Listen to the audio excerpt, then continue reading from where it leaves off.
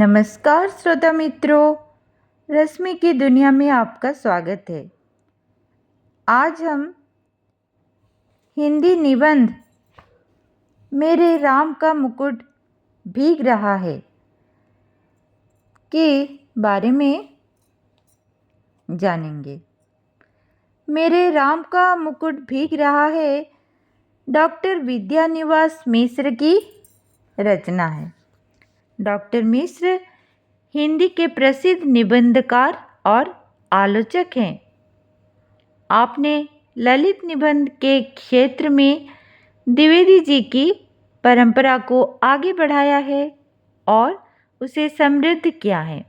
Doctor Vidyanivas मिश्र भारतीय संस्कृति, धर्म, दर्शन, साहित्य तथा भाषा के मर्मज्ञ विद्वान हैं। साथ ही भारतीय लोक जीवन और लोक संस्कृति को उन्होंने गहराई से आत्मसात किया है। डॉक्टर विद्यानिवास मिश्र का जन्म 28 जनवरी 1926 को तथा मृत्यु 14 फरवरी 2005 को हुआ था। आइए हम निबंध मेरे राम का मुकुट का सार जानते हैं। मेरे राम का मुकुट भीग रहा है आत्मपरक तथा ललित निबंध है। इस निबंध में निबंधकार के अतिरिक्त कुछ और भी सदस्य आ जाते हैं जो इसके निबंध को लिखने की मानसिकता में पहुंचा देते हैं। वे सदस्य हैं निबंधकार का पुत्र, निबंधकार की पत्नी तथा उनके घर पर मेहमान के रूप में महानगर दिल्ली से आई युवती कृष्णा, जो वहाँ किसी कॉलेज में पढ़ाती है। घटना इस प्रकार हुई कि निबंधकार के एक सुपुत्र और उनके घर मेहमान के रूप में राजधानी दिल्ली से आई युवा अध्यापिका दोनों उनकी अनुमति से रात्रि में आयोजित एक संगीत समारोह में चले गए।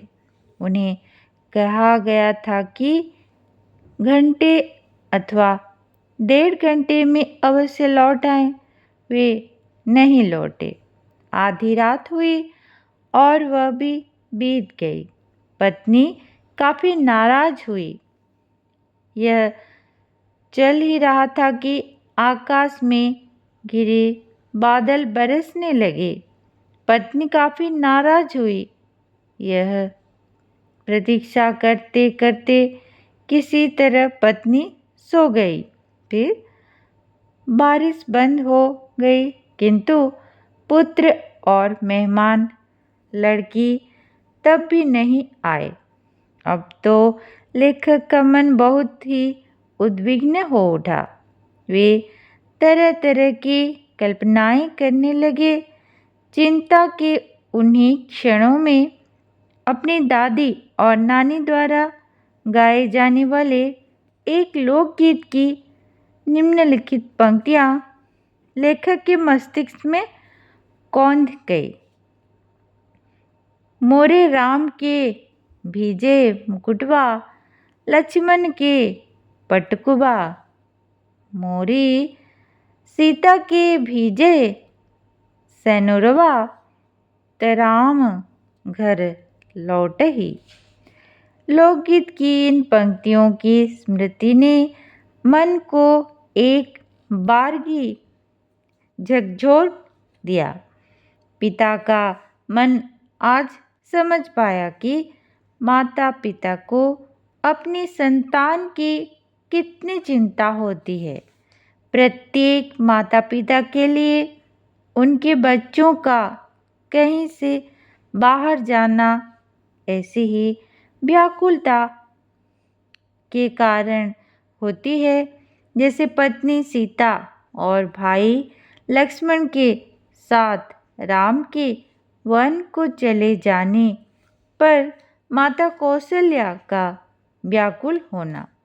राम, लक्ष्मण और सीता को प्रत्येक माँ अपने बालकों की भांति मानती है।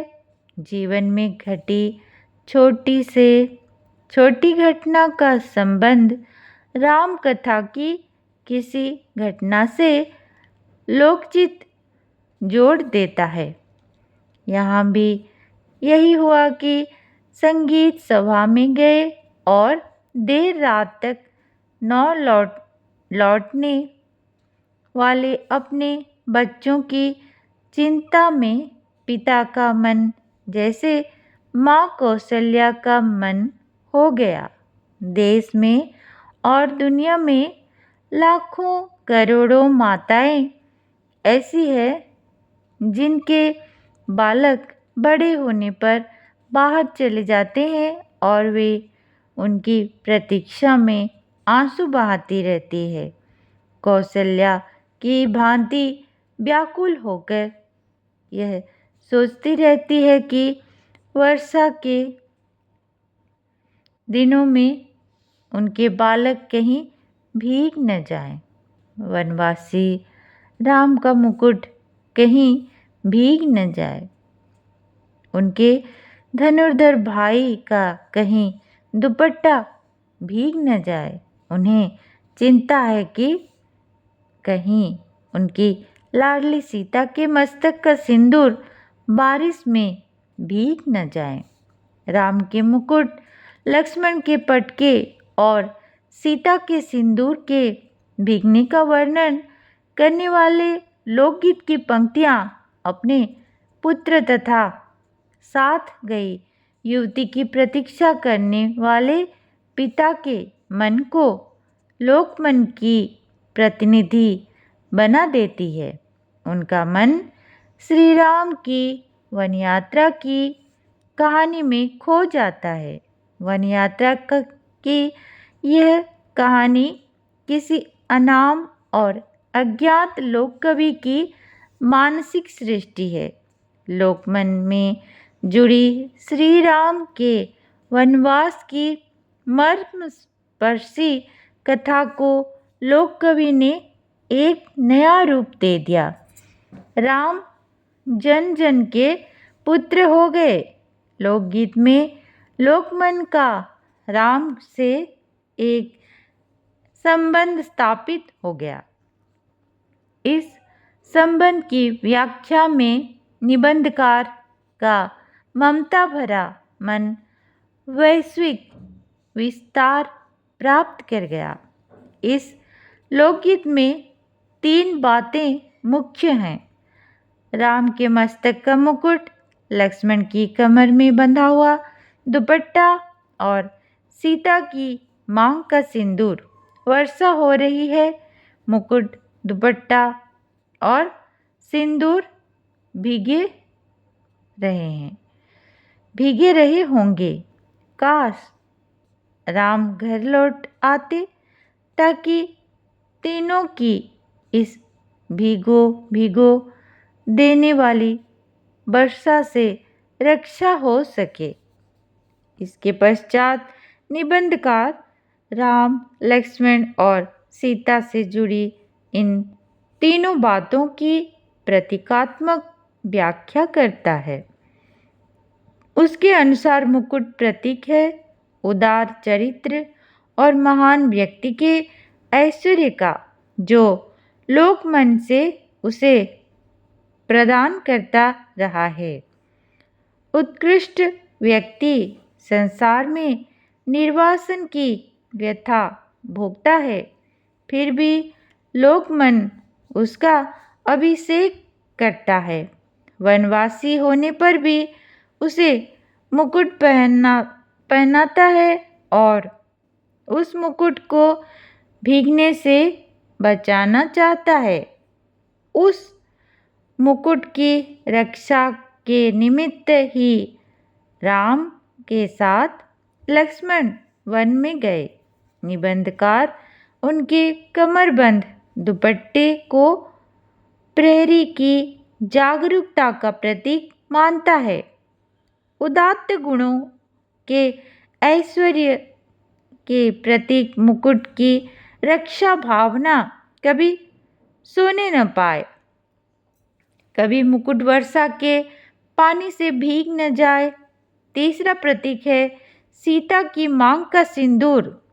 सिंदूर प्रतीक है नारी के सौभाग्य का, पति सुख का। सीता तो 14 वर्ष के वनवास के बाद पुनः निर्वासित हुई थी। निर्वासित रहे जीवन भर। सीता भले ही भीगती रहे, पर उनका मांगलिक प्रतीक सिंदूर न भीगने पाए।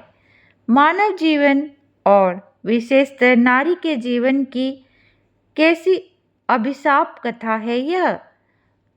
लोकेशन कितना भीरू है कि नायकों की व्यथामय जीवन यात्रा में उसके लिए मंगल कामना करता है। उनके प्रति यह मंगल कामना, यह चिंता वास्तव में उसकी अपने प्रति और अपनों के प्रति चिंता का मंगल कामना है।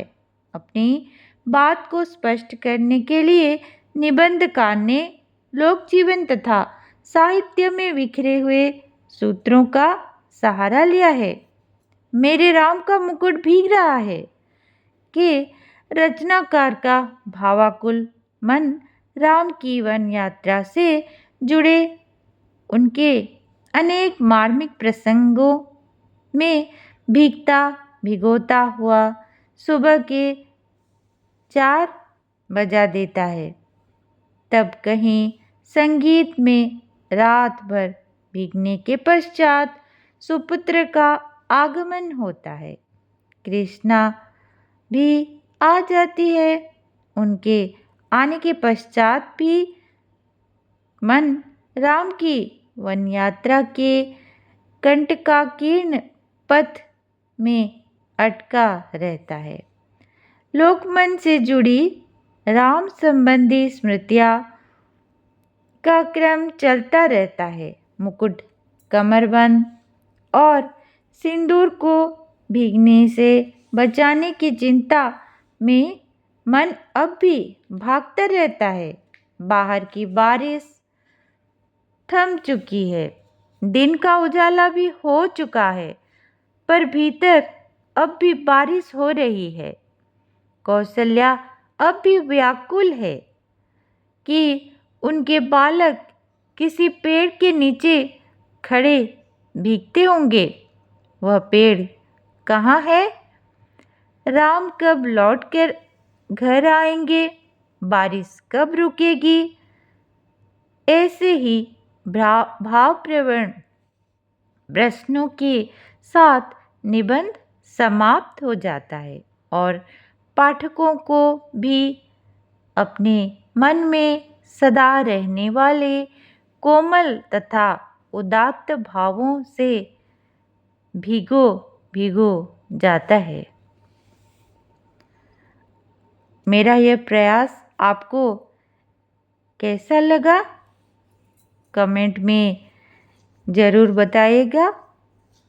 धन्यवाद श्रोता मित्रों। फिर मिलते हैं अगले एक वीडियो में। नमस्कार।